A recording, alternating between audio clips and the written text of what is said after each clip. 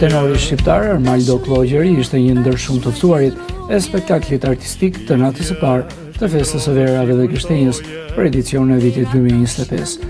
Maestro është pritur me ngrohtësi nga publiku pogradicar dhe turistët që asistuan në këtë festë popullore.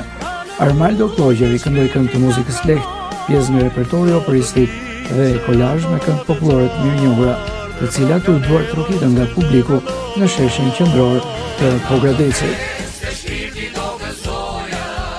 Është hera e dytë që unë vi për këtë festë në Pogradec. Pogradeci për hir të vërtetës ka një ambient shumë pozitiv. Njerëzit i ka të dashur dhe po ti shikosh, të gjithë janë sot këtu në këtë festë kaq të bukur që promovojnë në fakt gështenjën dhe verën, gjë e cila ata i kanë, si të thuash, i kanë gjërat e tyre më të mira që mund t'i ofrojnë edhe turizmit. Unë ndihem shumë mirë, ndihem si në shtëpinë time. Më pëlqen kur sheshi është plot edhe do performoj për ta.